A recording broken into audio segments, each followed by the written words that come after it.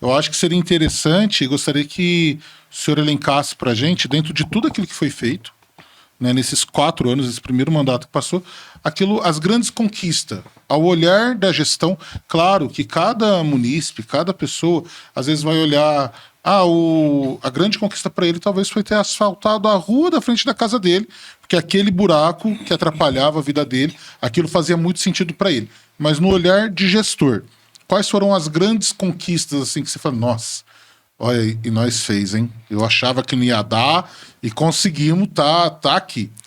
Olha, nós temos momentos, mas como você disse, às vezes a gente tem a percepção de que o importante é asfaltar a porta da minha casa e ter a luz de LED nova na frente da minha casa para estar iluminado. Fazendo isso já resolveu o meu problema, tá ótimo para mim. A gente, enquanto gestor público, a gente não pode se contentar com isso. A gente tem que pensar no todo, na nossa cidade. Nós tivemos fases no nosso município. Para você ter uma ideia, no primeiro ano de gestão, no auge da pandemia, a minha grande preocupação era pagar o salário do servidor. Era a minha grande preocupação. Eu falava, se eu conseguir terminar esse ano pagando o salário do servidor, eu vou estar feliz.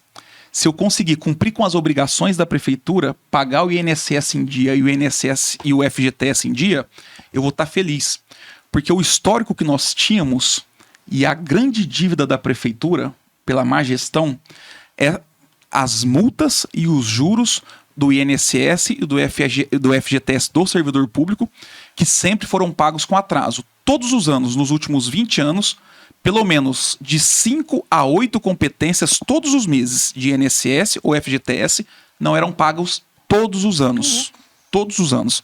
Nós chegamos a ter 18 parcelamentos de INSS. O juro disso é absurdo. 18 parcelamentos de FGTS, de INSS e de FGTS. São 36 parcelamentos. E esse parcelamento não passa pela Câmara Municipal. Todo mês de janeiro, o prefeito pode fazer direto com a Receita Federal, com a Fazenda Pública, o seu parcelamento. Só de fazer o parcelamento, 40% de multa. Então, todo ano, e não é o que eu estou falando não, viu? São dados oficiais, qualquer pessoa que quiser ter o acesso, pode ir lá na prefeitura, que a gente fornece o documento, não quero criar polêmica, só estou falando fatos que são reais, às vezes as pessoas não sabem, não conhecem, né? Porque às vezes eu vejo um monte de gente aí que, às vezes, quis criar algumas regras e falar que eram as melhores pessoas do mundo e falar, olha, a prefeitura fez uma contratação aqui de R$200 mil, mas eu entendo que não deveria ser feito, porque eu era bom e eu fazia sozinho, mas gastou dinheiro à toa, porque eu fazia de graça, né? Aí depois no próximo fala assim, não, olha, a prefeitura nunca arrecadou tanto, viu? Porque que bom, né? Porque a prefeitura, sem gerar nada de diferente, a gente fez uma contratação para alguém fazer planejamento orçamentário, organizar as finanças da prefeitura, nós aumentamos tanta arrecadação sem onerar tanto o cidadão, que nós só criamos uma taxa, que foi a taxa do lixo, porque é uma imposição do marco regulatório do saneamento básico, sim. É uma lei federal, nós temos que fazer, todos os municípios do Brasil deveriam fazer, fora isso, nada, só questão inflacionária, nós aumentamos tanto, ou seja, então deu certo, esse investimento que nós temos de 200 mil, foi ótimo, porque o nosso orçamento aumentou como nunca, então até eu quero agradecer o reconhecimento de quem falou. Mais do que isso, é essa pessoa que é a maior gestora do mundo, o melhor do mundo, que ficou 16 anos sem pagar os encargos direito, todo ano, em janeiro. Só de você fazer o parcelamento do INSS, do FGTS, se a gente fizer um comparativo com essa nossa gestão, todo ano a gente teria que pagar pelo menos R$2 milhões de multa já todo janeiro. Nossa. E mais os juros durante 18 anos, 20 anos, que é a média de parcelamento. Ou seja, pra você ter uma ideia. Só de multa foi a reforma do centro de lazer, numa gestão. Exatamente. Nós economizamos nessa nossa gestão só de fazer o quê? Cumprir a nossa obrigação. Aí algumas pessoas falam o seguinte, mas pagar o INSS e pagar o FGTS é obrigação da prefeitura. Eu concordo plenamente, mas nunca foi feito. Sim. É a primeira vez na história de Batatais também que em 4 anos todas as competências foram pagas em dia. Todas. E a prefeitura não pagou 1 centavo de multa e de juro. Então, só se a gente pensar nessa economia nesses últimos 4 anos, nós economizamos R$8 milhões só em multa, todos os anos automático, e mais os juros de 20 anos aí. Então, para você ter uma ideia, imagina isso, 16 anos parcelando, todo ano, e todo ano. Quantos investimentos a população deixou de receber em Batatais? E aí vem falar assim, não, porque fez uma contratação de 200 mil, porque eu discordo. discorda e continua pagando o juro, multa e onerando o povo. E as pessoas não sabem disso. Né? Então eu acredito que esse foi um grande desafio na nossa primeira gestão, no primeiro ano de gestão, pagar o salário e pôr tudo em dia. E foi possível, fizemos isso os 4 anos. Além disso, ter leito de UTI para atender as pessoas, ter respirador. E aí nós fomos desenvolvendo, pagando conta, pagando dívida, acertando com os fornecedores. No primeiro ano, irmão Francisco, no primeiro dia, na primeira semana, a CPFL ia cortar a força da prefeitura. 6 meses sem pagar. Não só do prédio da prefeitura. Não, de tudo. 6 meses sem pagar. 8 competências de INSS e FGTS em 2020 sem pagar. 135 fornecedores sem pagar. Mas combustível, 6 meses sem pagar. Não tinha combustível para as ambulâncias. As pessoas não sabem disso.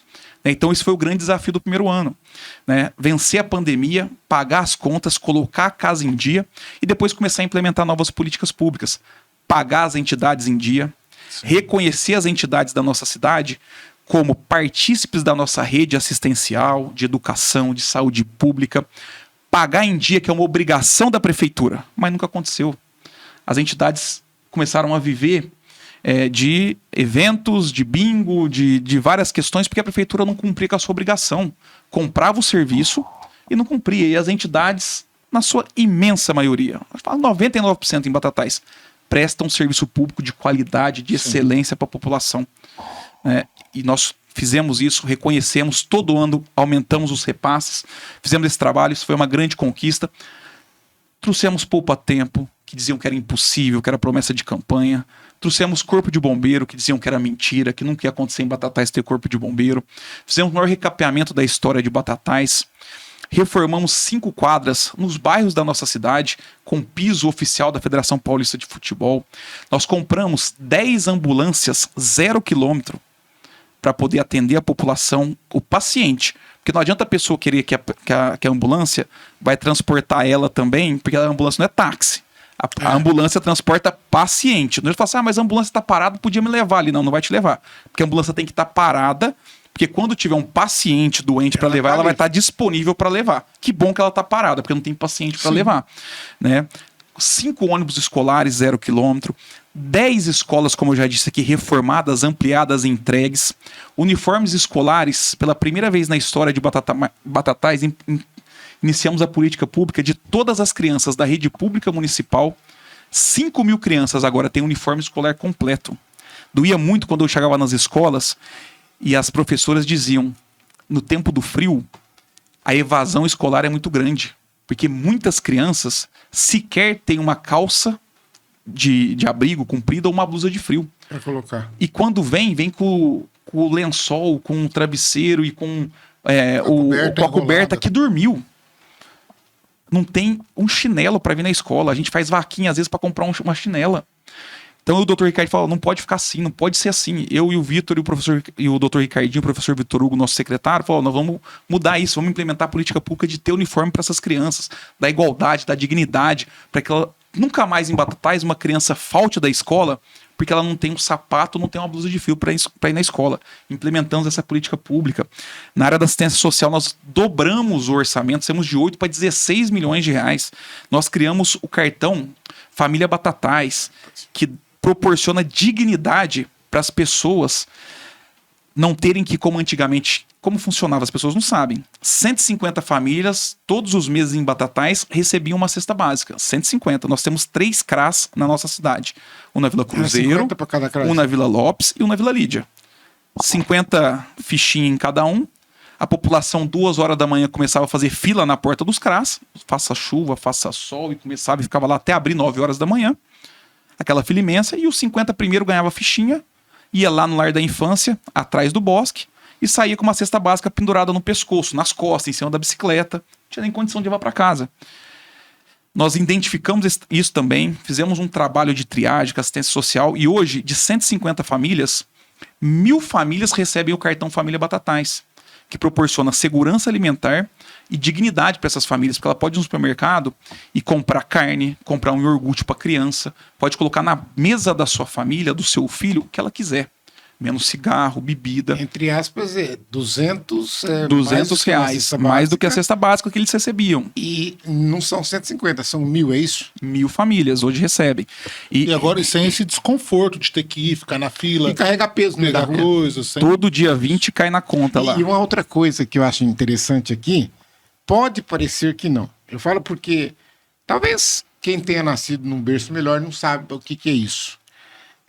Ser atingido na sua dignidade nesse sentido da... Porque eu, por exemplo, nasci num berço pobre.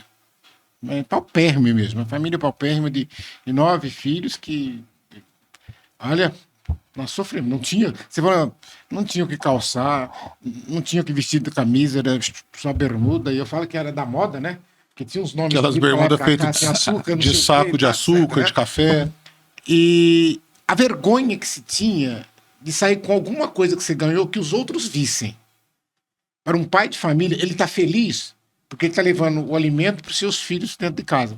Mas, ao mesmo tempo, o amigo que está vendendo com aquela cesta nas costas faz o julgamento, e ele não quer esse julgamento. Porque às vezes fala, vagabundo, não trabalha, tá indo pegar a cesta na prefeitura. Isso tudo machuca, isso magoa. E mais, tem Agora, gente... ele tem a dignidade de ele querer ir lá e comprar.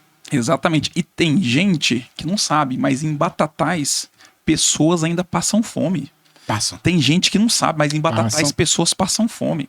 E esse programa, mais do que isso, além dele dar essa dignidade para essas famílias, garantir essa segurança alimentar, o cartão ele só pode ser utilizado no comércio local. Então, todos os meses, a gente garante a segurança alimentar dessas pessoas, põe comida na mesa dessas famílias, e a gente coloca no comércio da nossa cidade, gerando renda e emprego, mais de R$200 mil todos os meses no comércio da nossa cidade. Gera economia. Nesse programa. Exato. Eu falo assim, é um círculo virtuoso. Na própria cidade, a prefeitura gerando renda, gerando emprego e garantindo segurança alimentar num mesmo programa, num único programa. A gente tem também a Cesta Verde, que a gente compra produtos da agricultura familiar e distribui para as famílias em situação de vulnerabilidade social. E aí sim, agora são 150 famílias que recebem lá alimentos da agricultura familiar. Isso. E no cartão Família Batatais, uma coisa que é importante. No final do ano, nós fizemos o recadastramento. Se não cumprir os requisitos do filho ir na escola, se vacinar, e também sair da situação, porque o objetivo sempre é o quê? Sair da situação de vulnerabilidade social. Se conseguir o emprego, vai sair do programa. Né? Se alguém da família conseguiu um emprego, vai sair do programa, porque você não precisa mais, tem outra pessoa que precisa. Então, no final do ano, nós fizemos a triagem, quase 400 pessoas saíram do programa, seja porque ou não foram fazer o recadastramento, ou porque conseguiram um emprego, ou porque não cumpriram os critérios necessários. Ou também porque nós descadastramos, porque nós recebemos denúncias e apuramos que eles estavam utilizando o cartão de forma diferente do que deveria. E também descredenciamos 3 estabelecimentos comerciais que apreendiam o cartão da pessoa, fingiam que vendiam ali um alimento, um arroz, uma carne, e na verdade vendia pinga, vendia cigarro, que é proibido no programa. Então descredenciamos estabelecimentos e também cortamos essas pessoas. A corrupção sempre tem 2 lados, né? Exatamente, colocamos essas novas pessoas no lugar. E a culpa é sempre do político, né? Sempre do político, sempre do prefeito, sempre do vereador.